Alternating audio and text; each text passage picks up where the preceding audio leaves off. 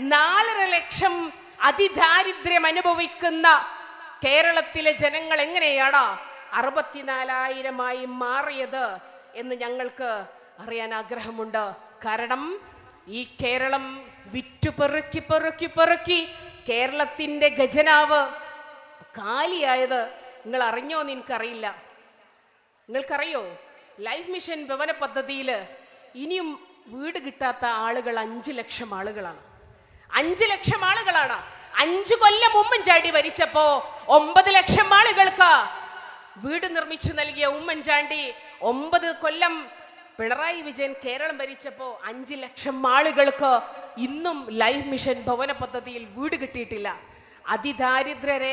ദാരിദ്ര്യമുക്ത കേരളമായിട്ട് നിങ്ങൾ ഈ കേരളത്തെ പ്രഖ്യാപിച്ചപ്പോ ഈ 5 ലക്ഷം ആളുകളെ പിണറായി വിജയൻ താങ്കൾ മറന്നുപോയോ? AY കാർഡില് 6 ലക്ഷം ആളുകൾക്ക് അരി കിട്ടുന്നുണ്ട്. അത് മുടങ്ങിയിട്ട് വർഷങ്ങളായി. ഇനിയിപ്പോ അത് കിട്ടുമെന്നുള്ള കാര്യം സംശയമാണ്. കാരണം ദാരിദ്ര്യമുക്ത കേരളമായി കേരളത്തെ മുഖ്യമന്ത്രി പ്രഖ്യാപിച്ചതോട് കൂടിയിട്ട് കേന്ദ്ര ഗവൺമെന്റ് അതും കട്ട് ചെയ്യാൻ പോവാണ്.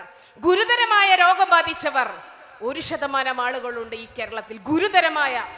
ഗുരുതരമായ മറ്റാളുകളുടെ പിന്തുണയില്ലാതെ സപ്പോർട്ടില്ലാതെ എണീറ്റ് നടക്കാൻ പ്രയാസപ്പെടുന്ന മരുന്നുകൾ മാറ്റി നിർത്തപ്പെടാത്ത 1% ആളുകൾ ഈ കേരളത്തിലുണ്ട്. ആ ആളുകളെ നിങ്ങൾ കണ്ടോ മുഖ്യമന്ത്രി? ഞങ്ങളുടെ ചോദ്യമാണ്. നമ്മൾ ചോദിക്കണം ഇത് കേരളത്തിന്റെ മുഖ്യമന്ത്രിയോട്.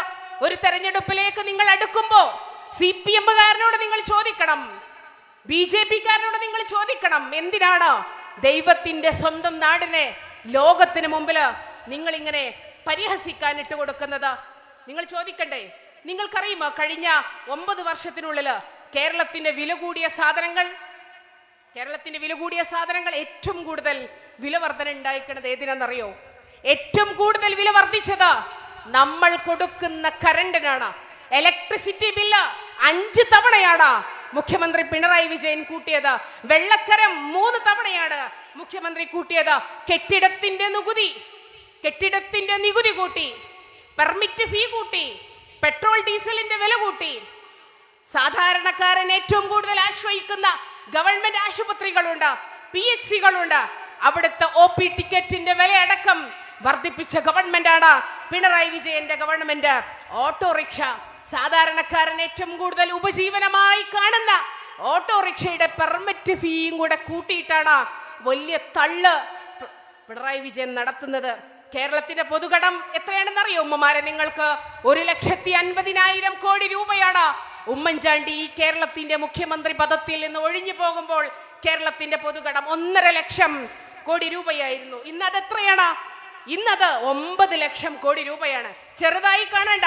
9 ലക്ഷം കോടി രൂപ എന്ന് പറയുമ്പോൾ നമ്മളൊക്കെ 50,000 രൂപ ഈ കേരളത്തിന്റെ ട്രഷറിയിലേക്ക് അടച്ചാൽ ജനിക്കാനിരിക്കുന്ന കുഞ്ഞു പോലും കടക്കാരനായിട്ട് ജനിക്കുന്ന സ്ഥിതിവിശേഷത്തിലേക്ക് ഈ കേരളത്തിന്റെ സാമ്പത്തികത്തെ, കേരളത്തിന്റെ ട്രഷറിയെ, കേരളത്തിന്റെ ഖജനാവിനെ മാറ്റിയത് പിണറായി വിജയനല്ലേ? നമുക്ക് 1 രൂപക്കും 2 രൂപക്കും ഉമ്മമാരെ അരി കിട്ടിയിരുന്ന സാഹചര്യം കേരളത്തിൽ ഉണ്ടായിരുന്നില്ലേ? എല്ലാ ഭക്ഷ്യസാധനങ്ങളും 50% സബ്സിഡിയോട് കൂടിയിട്ട് സിവിൽ സപ്ലൈസ് കോർപ്പറേഷനുകളിലൂടെ UDF ഗവൺമെന്റ് നിങ്ങളുടെ കൈകളിലേക്ക് വാരിക്കോരി തന്നു. ഇന്നെന്താ അവസ്ഥ? ഉപ്പ് മുതൽ കർപ്പൂരം വരെ എല്ലാത്തിനും വില വർദ്ധിപ്പിച്ചു. മയക്കുമരുന്നിന് അടിമപ്പെടുന്ന യുവാക്കളുടെ എണ്ണം ക്രമാതീതമായി കേരളത്തിൽ വർദ്ധിച്ചുകൊണ്ടിരിക്കുകയാണ്. ഉമ്മമാര് ശ്രദ്ധിക്കണം, അമ്മമാര് ശ്രദ്ധിച്ച് മനസ്സിലാക്കണം. മയക്കുമരുന്ന് ഉപയോഗിക്കുന്ന യുവാക്കളുടെ എണ്ണം കേരളത്തിൽ എങ്ങനെയാണ് ക്രമാതീതമായി വർദ്ധിപ്പിച്ചത്? ഈ മുഖ്യമന്ത്രിയോട് ഞങ്ങൾ ഓർമ്മപ്പെടുത്തുകയാണ്. വരാനിരിക്കുന്ന നല്ല കാലത്തെ കുറിച്ച് ഈ തലമുറക്ക് പ്രതീക്ഷയില്ലാത്തത് കൊണ്ടാണ്. ഞങ്ങളുടെ ഭാവി എന്താകുമെന്ന അരാജകത്വം, ആശങ്ക നിറഞ്ഞ ഒരു യുവത്വം കേരളത്തിൽ വളർന്നു വരുന്നുണ്ട്. അതുകൊണ്ടാണ് അവർ സമാധാനത്തിന് വേണ്ടിയിട്ട് മയക്കുമരുന്നിന് അടിമപ്പെട്ടു പോകുന്നത്. ആ മയക്കുമരുന്നിന് അടിമപ്പെട്ടു പോയ യുവാക്കളുടെ ഉത്തരവാദിത്തം അത് ഈ ഗവൺമെന്റിന് പൂർണ്ണമായും ഏറ്റെടുക്കണം. ഗവൺമെന്റിനാണ് അതിന്റെ സമ്പൂർണ്ണ ഉത്തരവാദിത്തം. കാരണം അവർക്ക് തൊഴിലില്ല, അവർക്ക് ജോലിയില്ല. അവർ PSC കഷ്ടപ്പെട്ട് പഠിച്ച് PSCന്റെ ലിസ്റ്റിൽ വരുമ്പോ പിൻവാതിലിലൂടെ SFI-കാരനും DYFI-കാരനും DYFI-കാരന്റെ ഭാര്യയും SFIക്കാരന്റെ പെങ്ങളും പിൻവാതിലൂടെ നിയമനം നടത്തുമ്പോ കഷ്ടപ്പെട്ട് പഠിച്ച ചെറുപ്പക്കാരന്റെ എല്ലാ വിശ്വാസവും, എല്ലാ ആത്മവിശ്വാസവും ഊർജവും നഷ്ടപ്പെടുമ്പോൾ സമാധാനത്തിന് വേണ്ടിയിട്ട് അവൻ മയക്കുമരുന്നിൽ, ഡ്രഗ്സിൽ അവൻ അടിമപ്പെടുകയാണ്. അതിന്റെ സമ്പൂർണ്ണ ഉത്തരവാദിത്തം പ്രിയപ്പെട്ട മുഖ്യമന്ത്രി താങ്കൾക്കാണ് എന്ന് ഒരിക്കൽ കൂടി ഞങ്ങൾ ഓർമ്മിപ്പിക്കുകയാണ്. ബാറിന്റെ എണ്ണം കൂട്ടിയില്ലേ?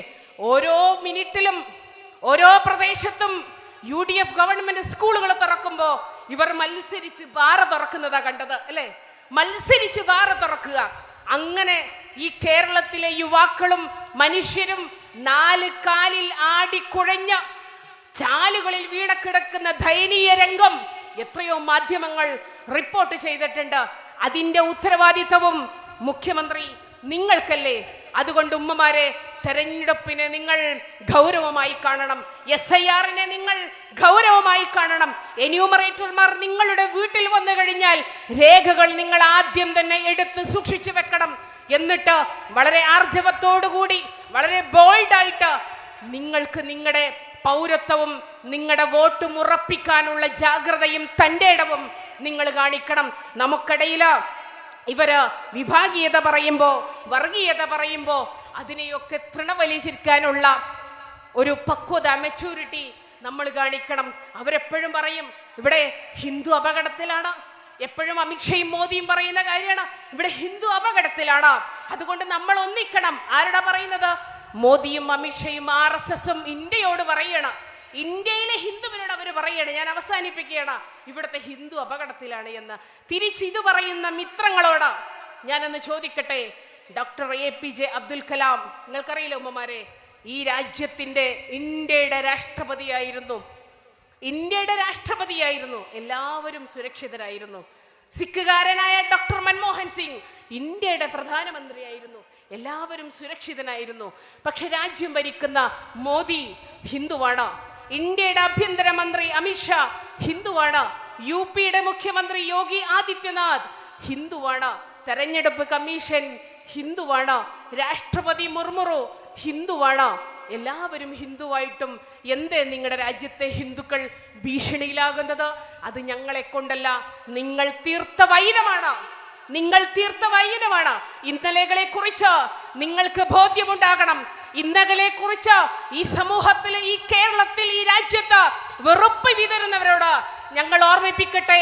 ഇന്നലെ കുറിച്ച് നിങ്ങൾക്ക് ബോധ്യമുണ്ടെങ്കിൽ ഇന്നിനെ കുറിച്ച് നിങ്ങൾക്ക്, ഇന്നിന്റെ മനോഹാരിതയെ കുറിച്ച് നിങ്ങൾക്ക് സംസാരിക്കാൻ കഴിയും. നിങ്ങൾക്കറിയോ, നികുതി തരില്ലടാ എന്ന് ബ്രിട്ടീഷുകാരന്റെ മുമ്പിൽ ഉറക്കെ പറഞ്ഞ ഉമർ ഖാലിയുടെ ഏറ്റവും നല്ല വിശ്വസ്തനായിരുന്നു ചോയ്. ഏറ്റവും നല്ല ഹിന്ദുവായിരുന്നു.